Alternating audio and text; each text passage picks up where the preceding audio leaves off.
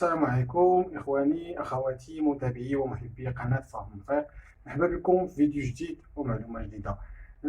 كما عهدنا في سلسلة هاد الأجواء وهاد الشيء اللي تعرفوا المغرب وتعرفوا البلاد ديالنا ديال هاد الأزمة وهاد المشاكل الصحية.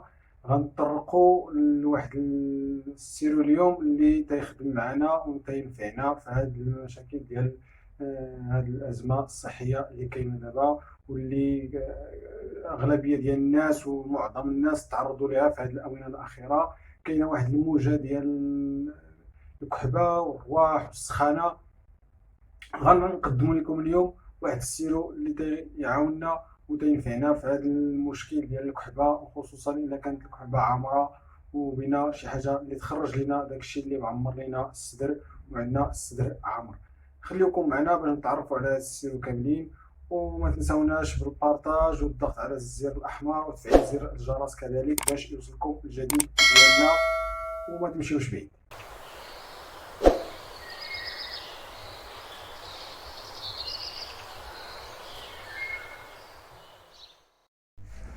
إخواني أخواتي، احنا معكم غنقدموا لكم سيرو فلويبغون.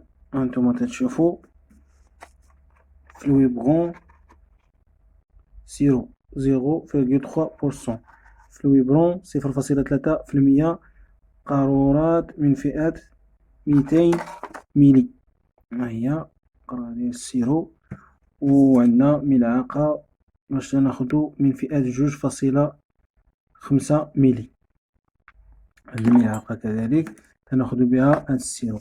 هاد السيرو عبارة عن مولين للبلعوم، يعني علاج للجهاز التنفسي. دواعي الاستعمال: علاج اضطرابات أو إفرازات الشعاب الهوائية لدى البالغين. هذا خاص غير بالناس الكبار، خاصة الناس اللي تعاني من أمراض الشعاب الهوائية الحادة والنوبات الحادة، أو الأمراض الرئة المزمنة اللي عنده مرض الرئة وتتعمر ليه الشعاب الهوائية. هذا السيرو تيساعدو على أنه يخرج، لأنه هذا السيرو عبارة عن مميع لإفرازات القصبة الهوائية، مما يسهل إزالتها عن طريق السعال. يعني هذا السيرو تيخرج لنا داكشي اللي تيكون في الصدر، ملي تيكون الصدر عامر تيبدا داكشي يدوز للرئة تيخرج لنا، هو تيساعد على تمييع هاد لي كخاشا أو داكشي اللي تيكون معمر الصدر. دوك التنخيمة تيخرجها وتتلاح عبر الكحبة أو تتخرج على برا. بالنسبة لهاد السيرو تيتخاد 2 الخطرات في النهار. هاد الملعقة هادي اللي عندنا 2.5 ميلي الصباح وبالليل، ملعقة كبيرة، وهذا تيتعطى غير للناس الكبار، يعني خاصة بالناس الكبار. ومدة العلاج ما تتفاوتش 8 أيام حتى ل10 أيام، هذه دون استشارة الطبيب. وكذلك عندنا موانع الاستعمال: الناس اللي عندهم الحساسية من أحد المكونات ديال هاد السيرو، أو حساسية ديجا عندهم حساسية سابقة، أو لا عندهم تأثيرات جانبية، مثل الناس اللي عندهم اضطرابات الجهاز الهضمي أو الغثيان أو الإسهال. الناس اللي تشربوه وتسبب لهم في السهال أو في الغثيان أو في الردان، يعني الردان، أو عندهم مشكل في المعدة، دار لهم مشكل في المعدة، يعني يقطعوه ويستشروا الطبيب أو الصيدلي.